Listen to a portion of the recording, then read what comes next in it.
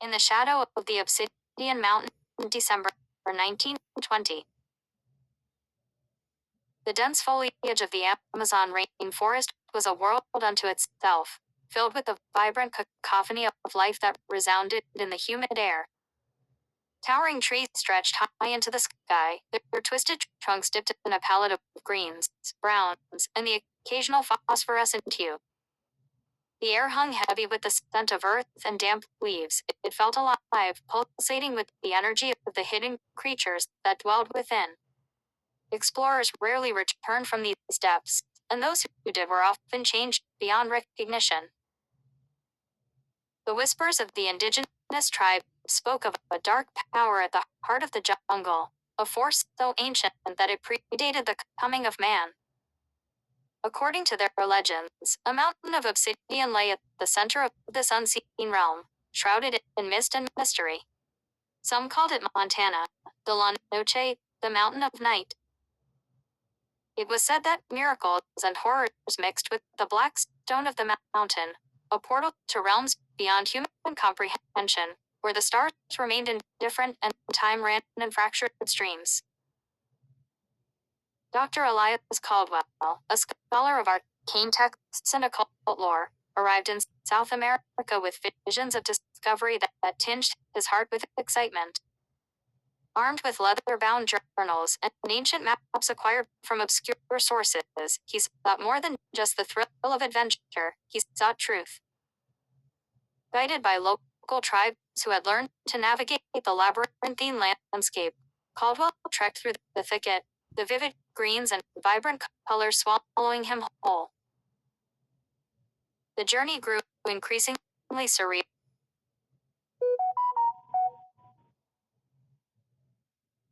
The journey grew increasingly surreal as they approached the rumored site. The sun began to cast elongated shadows, and the calls of exotic birds were replaced by an unsettling silence. The forest seemed to hold its breath as Caldwell and his small party pressed deeper into the wilderness. Each step resonated with an unnatural rhythm, as if the very ground was aware of their presence. On the third day of their trek, an eerie fog, thick and white, enveloped them as they arrived at a clearing. In the center stood the towering edifice of Montana, the La Noche. The mountain loomed impossibly high, its surface gleaming like polished glass, reflecting no light but absorbing the dimness around it. The air crackled, almost electric, stirring feelings buried deep within Caldwell's psyche. Dark runes, almost pulsating with a life of their own, adorned the stone, whispering secrets long forgotten. Emboldened by his intellectual curiosity, Caldwell ventured closer, each step laden with anticipation. He placed his hand against the obsidian exterior, and warmth surged through him. A flood of images raced through his mind. Visions of serpentine beings and vast, star-filled voids intertwined with the very fabric of space and time. He saw cities of unimaginable geometry, ruled by entities whose forms defied reason. They hovered in and out of perception, watching with vacant, hungry eyes. Dr. Caldwell called one of his companions, a shudder creeping into his voice. "Do not touch it." But it was too late. Caldwell had already succumbed to the mountain's call. The runes flared to life, casting an iridescent light that momentarily illuminated the clearing. Then, a great terror erupted. Shadows surged forth, spilling through the air like ink, pouring from an overturned bottle. The figures emerged, creatures with elongated limbs and grotesque visages, their skin shimmering like the obsidian surface before him. Societies and philosophies shattered in an instant.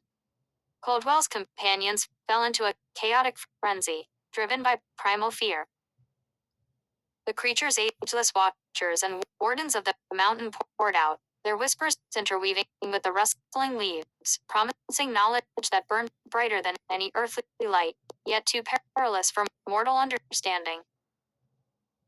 Caldwell felt the pull of knowledge, luring him deeper into the abyss formed by the mountain's embrace. His rational mind fought to hold on to sanity, yet the mountain was relentless, offering glimpses of truths far beyond the realm of man. As his companions fled, abandoning their equipment and screaming into the obscuring fog, Caldwell stood transfixed.